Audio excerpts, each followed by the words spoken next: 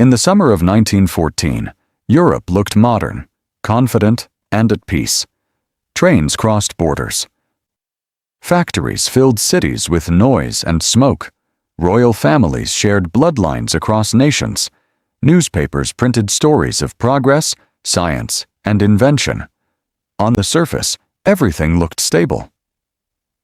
But under the surface, Europe was not safe. Great empires competed for land, for colonies, and for military power. Countries signed secret alliances promising to fight for each other if war came. Armies grew larger every year.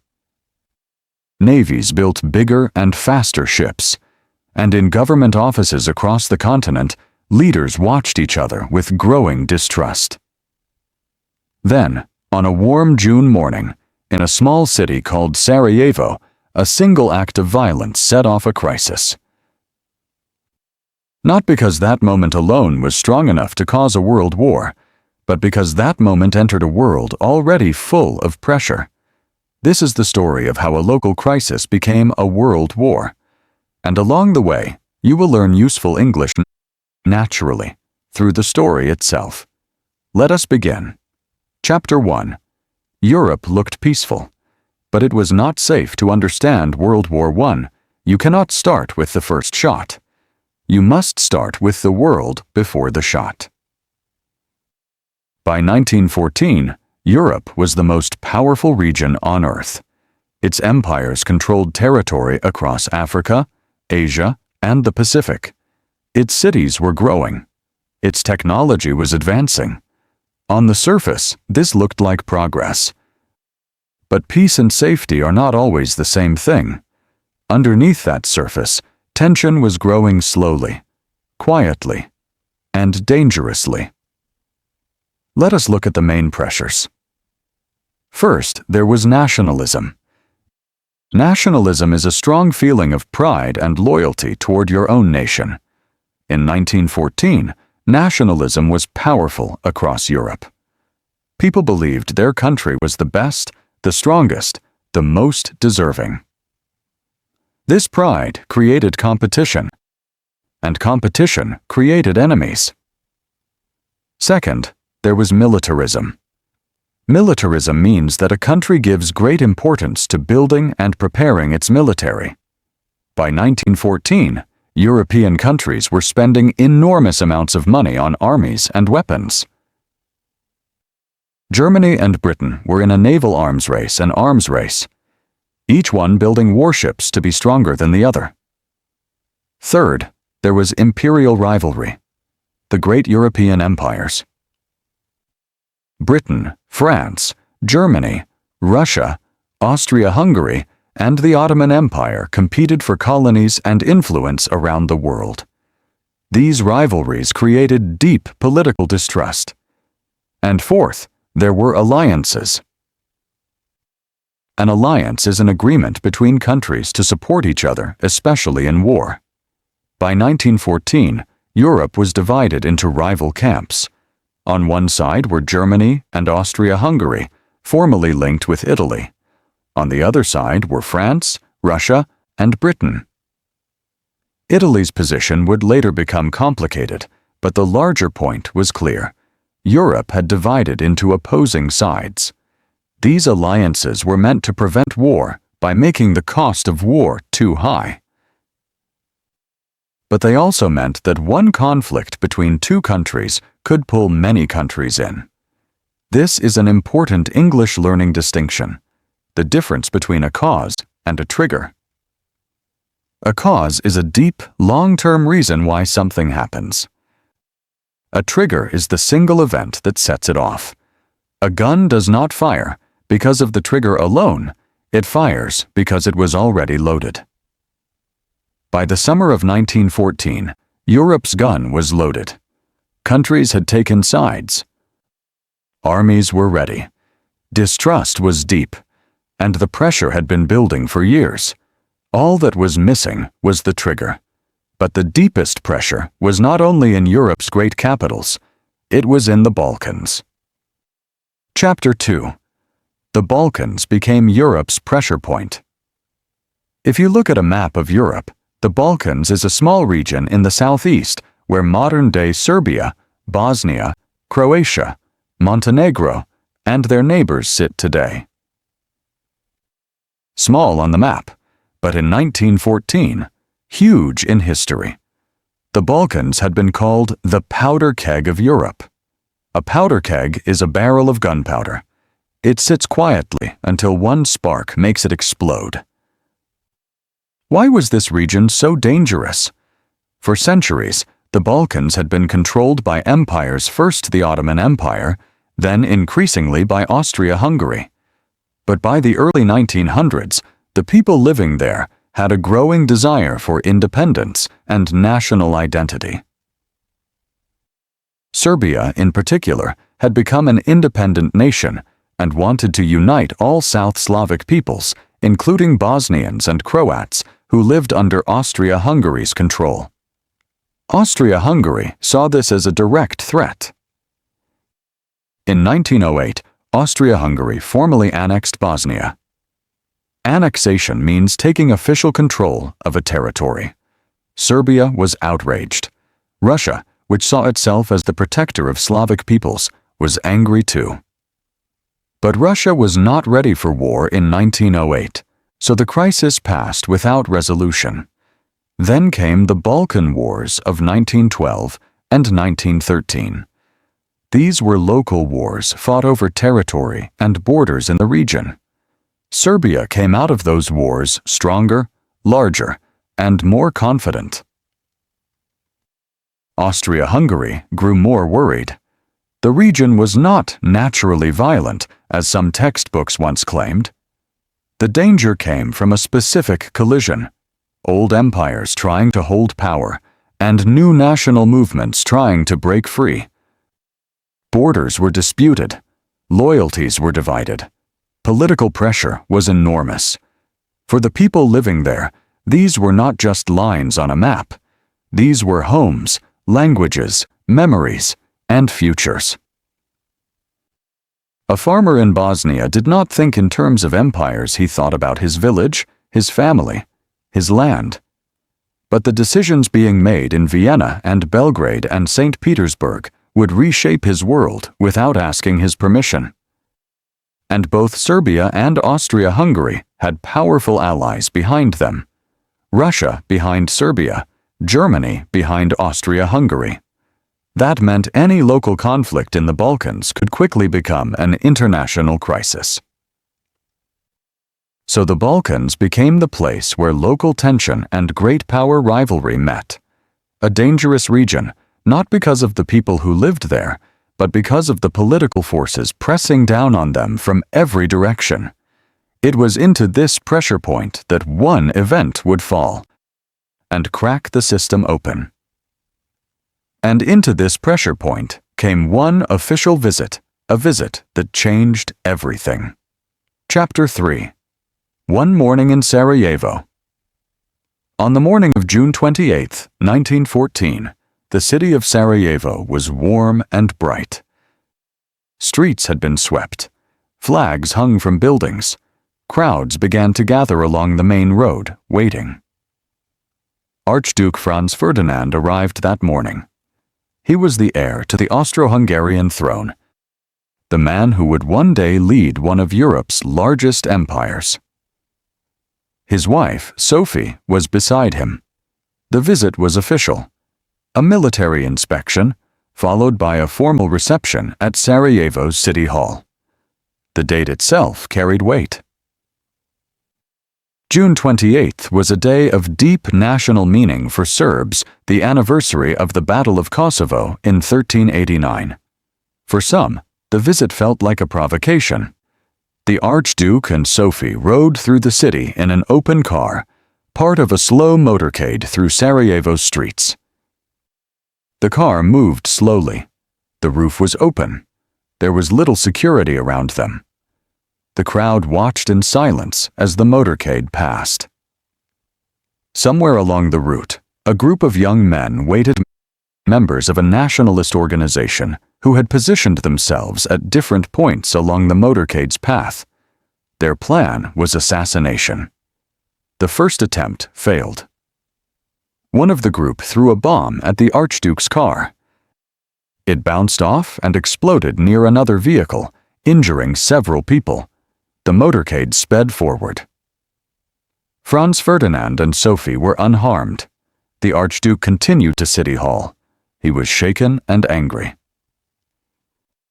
After the reception, a decision was made to change the route to visit the injured at the hospital, but the driver was not clearly informed of the new route.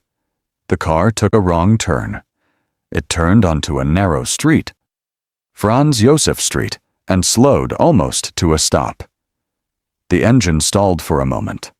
The street was quiet. Standing just a few steps away was a young man named Gavrilo Princip. He was 19 years old, a Bosnian Serb, part of the same group. He had not expected a second chance. He stepped forward and fired 2 shots. The sound echoed off the stone walls of the street. Then silence. Both Franz Ferdinand and Sophie were hit. Both died within the hour.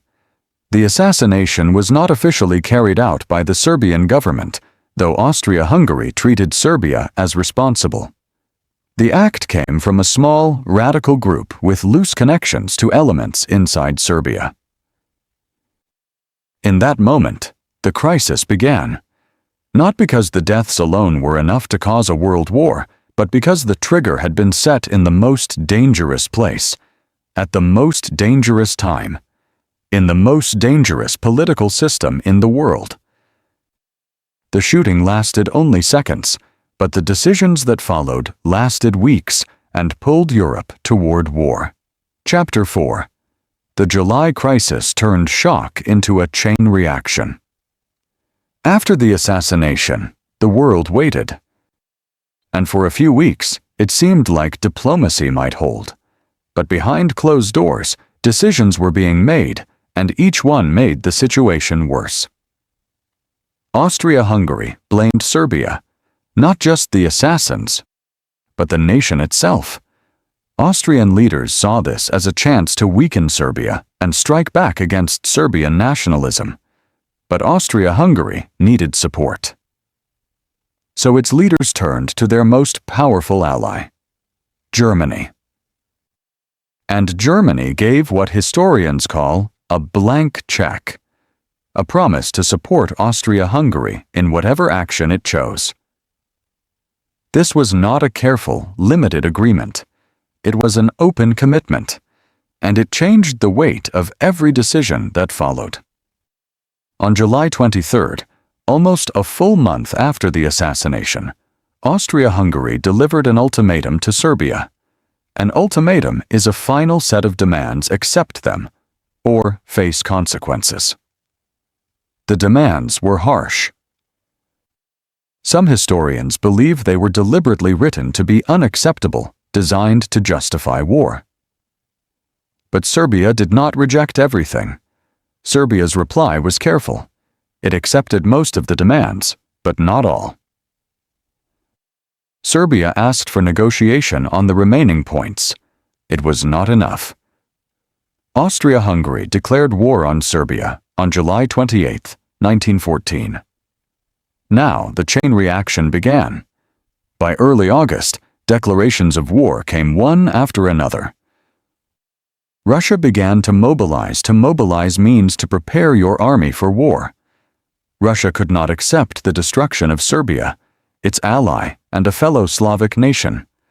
Germany responded to Russia's mobilization by declaring war on Russia. France was allied to Russia. Germany declared war on France too, and began moving troops toward the French border. To reach France quickly, Germany's military plan required moving through Belgium, a neutral country. Britain had guaranteed Belgium's neutrality. When German forces entered Belgium, Britain declared war on Germany.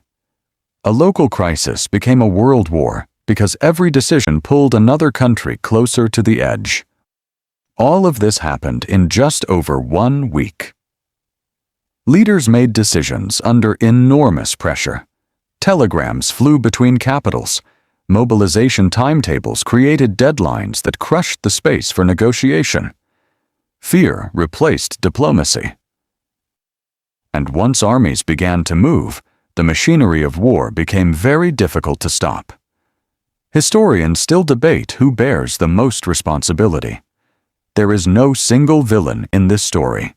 There are systems, pressures, fears, alliances, and decisions made by real people, under real pressure, with real consequences they did not fully foresee. Now the crisis was no longer local. The map of Europe began to move. Chapter 5. A local crisis became a world war. By the first week of August 1914, the map of Europe had changed completely. Austria-Hungary was at war with Serbia. Germany was at war with Russia and France. Britain was at war with Germany. Belgium had been invaded. The Ottoman Empire and other nations would soon join. Across the continent, armies mobilized. Millions of men received orders to report. Train stations filled with young soldiers, many of them teenagers, many of them volunteers, many of them certain they would be home before winter. There was a phrase repeated in many countries that summer: "Home by Christmas." Soldiers believed the war would be short. Governments encouraged that belief.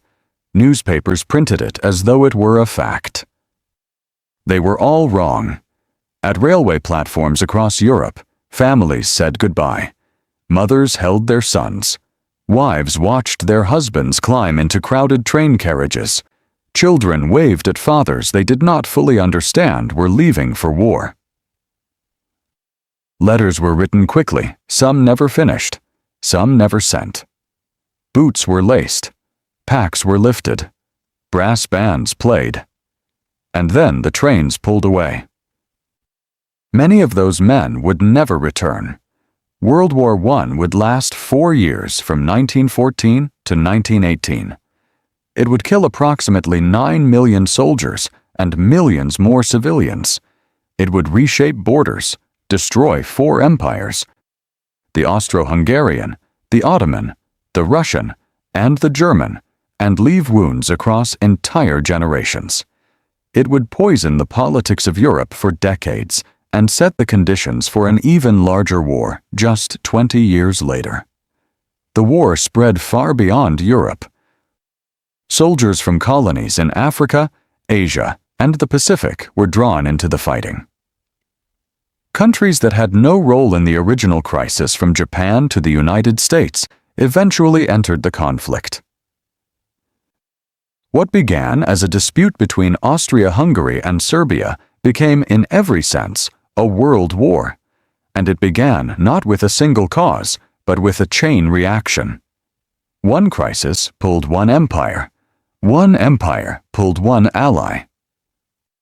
One ally pulled another army. One decision pulled another country. A local crisis became a world war because every decision pulled another country closer to the edge. The soldiers who marched away in August 1914 did not start this war. The families who watched them leave did not choose it. The cost of war was paid by people who had no seat at the tables where the decisions were made. That is the sharpest lesson of 1914. Not that war was inevitable.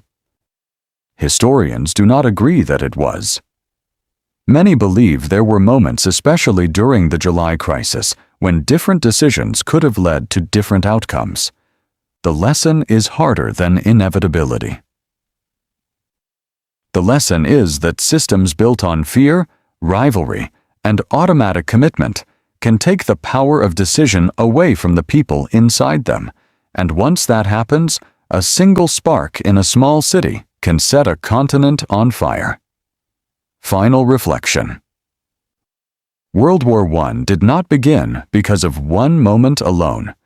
It began when one moment entered a world already full of pressure. The assassination in Sarajevo was the trigger. But the causes were deeper. Alliances that turned local conflicts into continental ones. Nationalism that made compromise feel like surrender. militarism that made armies too large and too ready, imperial rivalry that made trust impossible, and a political system where fear moved faster than wisdom. This story has no single villain. It has systems, choices, pressures, and consequences. And its cost was paid by millions of ordinary people who never asked for war soldiers who believed they would be home by Christmas, families who waited for letters that stopped coming, and entire communities that were never the same again.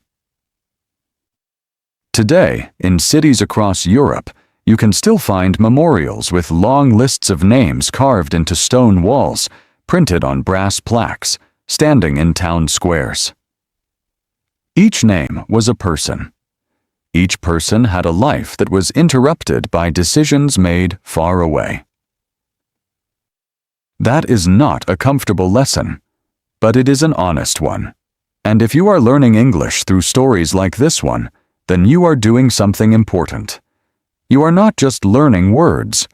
You are learning how to understand the world, its history, its mistakes, and its consequences in a language that connects you to millions of other people who are asking the same questions.